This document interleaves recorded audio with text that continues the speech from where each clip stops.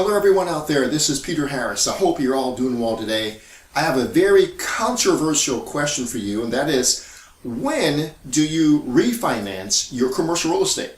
Do you do it when it's low, as conventional wisdom says you should, or do you refinance when it's high, when most people say, no way? So in this video, I'm going to share with you two things. Number one is timing your commercial real estate refinance for the lowest rate may not be possible, practical, or even smart. Okay? And the second thing I want to share with you is how to use commercial real estate refinances to create your biggest payday you're ever going to see, and also how to create what we call walk-away money. Okay? Make enough money on your commercial property through refinances to walk away from your job.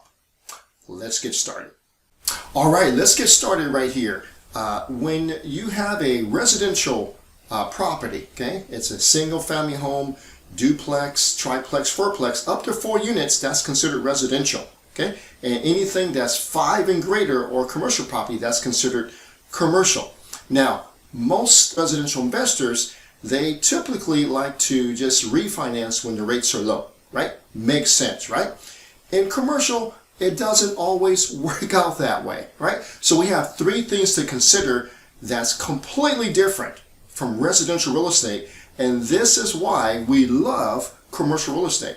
Here are the differences. Number one is most commercial loans, okay, are not fixed for 30 years like they are with residential real estate. Residential real estate, you have a fixed loan for 30 years, so you're set for 30 years. In commercial, most of the loans, commercial loans, balloon in 5, 7, or 10 years.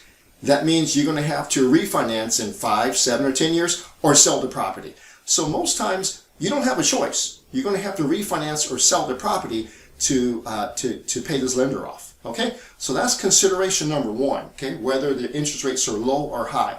Number two, your biggest paydays, okay, what you'll ever see will come from cash out refinances using commercial real estate. You're going to the business model here is to buy commercial real estate, get the rents up, force the appreciation, and it puts you in a position to do a cash out refinance to purchase another property. Well, with high interest rates, do you wait? If you're sitting on $1 million in equity, do you wait to pull that out for the interest rates to come low? Maybe yes, maybe not. I'm going to prove to you in a few minutes that you probably shouldn't wait for that. Okay? Number 3 is the fastest way to create walk-away money. That means enough money to walk away from your job is going to come from strategic and smart refinances of your commercial property, whether the rates are low or high. I will prove that to you numerically again in a couple minutes. Now, this walk-away money, how do you create that? Well, I'm going to share with you our business model. We help our students create walk-away money, okay? And let me share with you this business model that we've been using, that I've been using personally for over 20 years, okay? Here's the business model, okay? And it says skills required. So don't try to do this yourself. It takes experience to plan this out well. It is very strategic. All right, so here's the cycle, okay? I'll walk with you one cycle. You need to, and this is how, again, we're going to create walkaway money. Number 1, you need to buy well, okay? Number 2, you need to stabilize the property. Number 3, you need to increase the rents to force the appreciation. Then you're going to season the net operating income, the NOI. Then you're going to do a cash out refi, pull the money out, and repeat, okay? Now, let me break it down for you again so you really understand how this works, okay? So you're going to buy well.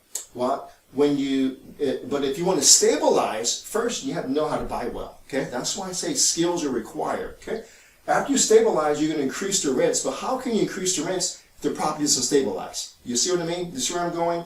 Next, you're going to season the NOI. Here's what I mean by that. After you increase the rents, you need to show the lender that your higher NOI, your forced appreciation is stable over a long period of time. So we're going to call it seasoning the NOI. That needs to happen. That takes skill, okay? And then lastly, you're going to cash out refi. And again, you can't cash out refi unless you really understand how to season the NOI, okay? Okay, so buy well, stabilize, increase the rents, to force the appreciation. You're going to season it in a wine. You're going to do a cash out refi and repeat. And I will show you, if you can do this 3 times, okay, 3 times, you can create walkaway money, right? Now, the question probably in your mind is, Peter, with the interest rates this high, should I even consider doing a refi or a cash out refi? Okay, and the answer is yes. And what we instill in our students, whether interest rates are low or high, are 3 pillars. Okay, taught me by my dad. Okay, Sergeant Harris. Okay, and the 3 pillars are, in anything that you do, okay, that's really important to you, that you want to be successful at, there needs to be a strategy, you need to be disciplined, and you need to be patient. Okay, this applies not only to myself growing up. I was a high school wrestler. I became captain when I was 118 pounds, right? I basically used these 3 things taught me by my dad, okay? And I still use these 3 things, and we instill in our students who are beginning students, never touched commercial real estate in their lives, these 3 things. Have a strategy, be disciplined, and be patient. That way you can create walkaway money. Got it? Okay, so now what I'm going to do is I'm going to put all this to the test. I'm going to put this out to the test numerically and walk you through each step so you can see the 3 cycles and how you can create walkaway money by refinancing your commercial real estate, whether you have a low interest rate or high interest rate. Let's do that next. All right, here is my favorite part of the videos. I get to break down the numbers for you. My favorite part, right? Because I get to share with you the theory put into actual deals and numbers so that I can show you that you can do what our students are doing. So here what I want to do is walk you through and answer the question, do I refinance now with interest rates high, or do I wait until they're low, right? I'm going to answer this question for you with our business model here. All right, so let's get started, okay? So grab a cup of coffee, green tea, latte, something healthy, and sit back and watch, okay? So take some time here. All right. So I'm going to walk you through the 3 cycles, okay? So first, you're going to buy well, okay? And buy well means you really have to understand how commercial property works to make sure you can buy a property well, okay? Now, so I'm assuming we bought well, and then let's say we bought a property. We'll start off with a small property, okay? And so a $600,000 property, I'm going to put 25% down, okay? So my loan amount comes out to be $450,000. I'm starting off with a low interest rate, okay? So this was bought several years ago when interest rates were 4%, okay? Or even last year, right? The monthly payment for that mortgage on the $450,000 is $2,148 per month. This property will cash flow of $1,500 a month, okay? Now, what I'm going to do now that I bought this property, is I'm going to stabilize it, and then over the next 1 or 2 years, okay, it takes time, I'm going to get the rents up and stabilize the property, okay? So once I do that, this is called the value add period, the cash flow is going to jump from $1,500 to $6,200 a month. So a huge jump.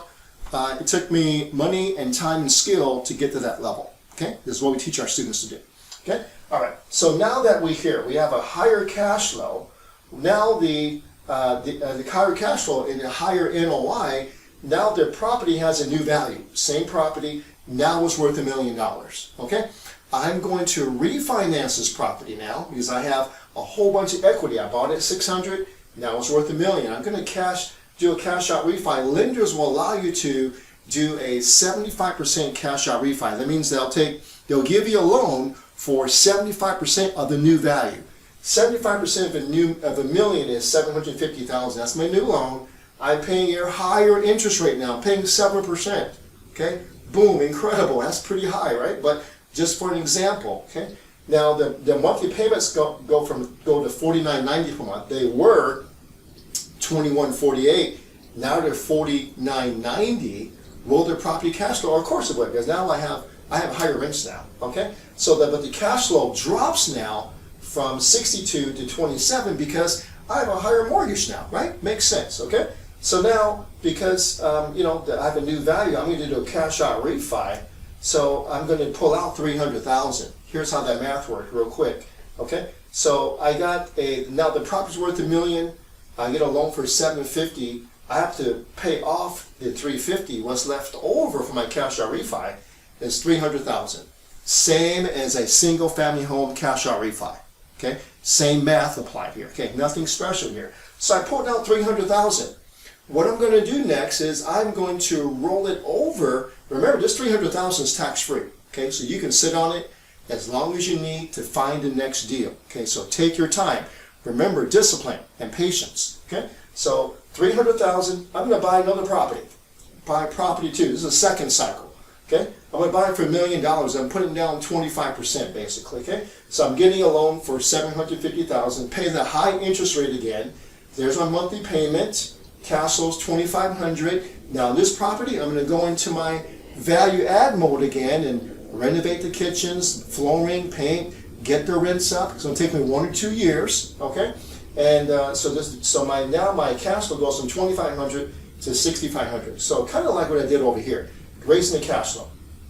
Now that my property is worth more because I got the rents up, the new value is $1.5 million. So I took it from $1 million to 1.5. I'm going to do a cash out refi again. I'm going to borrow 75% as 1.5, which is $1,125,000. Again, at the high interest rate. Okay, my new payment becomes $74.85. So the payments go up, right? So my payments were $49.90. Now they're $74.85 for the same property. So cash flow drops. It was $6,500. Now it drops to $4,505 because I have a higher monthly mortgage payment. Okay, I'm going to do a cash out refi, right? So I can, if it's worth 1.5, I'm going to borrow $1,125,000. I'm going to pay off the $750. I'm going to pull out $375. Again, tax free to roll over into the next property. This is the third cycle. Okay, you follow me so far? Okay. So now I'm buying the property. I'm going to buy a property for $1.5 million. I'm going to put down 25%. So my loan amount is $1,125,000. Again, I'm going to pay the 7% interest rate. My monthly payment $74.85. The cash flow is $4,000. I'm going to go once again on this third property into my value add mode to get the rents up, to increase the NOI so it's worth more. And from that period, my cash flow went from $4,000 to $10,000 a month. Again, it could take 1 or 2 years to do this. That's okay. Remember, discipline and patience. Okay. Now, once I can do my value add component, get everything up, the property is worth now $2.75 million. Okay. Again, I'm going to do a cash out refi. I'm going to borrow 75% of the $2.75 million. So I'm getting a new loan of $2,062,500. Again, at 7%. My new monthly mortgage payment is $13,000. Right? It used to be 74 and now it's 13, so it's going up. So my cash flow drops because I have a higher mortgage. So I'm going to do a cash out refinance, and then I'm going to borrow 75% of the $2,062,000. I'm going to pay off the $1,125,000. My cash out refinance is $937,000. My cash out refi, again, tax free. Okay, so I did 3 cycles of 3 cash out refis. What was the result, okay, of my strategy, of my discipline, and my patience? Okay, again, this takes years, but this is okay because this will transform your financial life. Okay, and here are the results. Results after 3 cycles. I have 3 properties now in my portfolio. Okay, I have $10,000. If you add up all the cash flow now, I have $10,000 a month in cash flow. Right? And I have $937,000 cash, tax-free, in my pocket. Okay? Guess what time it is? It's time to walk away from your job. That's what time it is. Okay? So I just created walk-away money. Now, some of you will say, well, Peter, should I just, rather than go through all this, why don't I just wait till the interest rates can come down? Right? Well, here's what you're going to miss out. Again, my opinion. You're going to miss out on the cash flow. And I have a list here because there's so many there's so many benefits to not waiting. Okay? You're going to miss out on the cash flow. You're going to miss out on the tax-free cash out refi, so do whatever you want with the money. You're going to miss out with the tax benefits. Okay? So if you still have a job all of these properties should wash out anything you pay to Uncle Sam. Okay, that should be benefit enough, okay, to convince you that you don't want to wait. Also, too, you're going to have the benefit of doing cost segregations. Okay, I have a video on cost segregations, which basically is called phantom cash flow, where you can basically make sure all of the income here is tax-free. All the cash flow, all the cash out refis are tax-free if you do it well. Okay, so watch this video. It's powerful. Okay, you're also going to miss out on creating a track record, right? Why is a track record important? Because you may want to go into syndication after you maybe run out of your own money, right? Or you may want to leverage the $900,000 you have in your pocket to do much larger deals with other people's money. It's called syndication. I have a video on that too, so it'll appear on the screen, of how to take other people's money to invest in larger deals. Now that you have a track record, you can do that. Got it? All right, and the last thing is, look at the legacy that you're creating, right, over the next few years for your family, right? So the alternative is to wait to do all this, right, with one property, maybe, okay, as opposed to doing something like this. Got it? All right. So everyone, I hope you enjoyed this video. And again, the three pillars that we teach are strategy, discipline, and patience. You may have a different idea what I went over. Hey, you may have a degree in finance and say, Peter, you're missing all this. That's okay. That's okay. So please share in the comments. Give me your comments on this strategy. I would like to hear it, okay? We've done this already. So this is not made up. We've done this already. I'd like to hear what you have to say in theory. All right. So again, thank you, everyone. Thank you for hanging out with me all this time. Thank you for your patience. I hope to see you at the next video.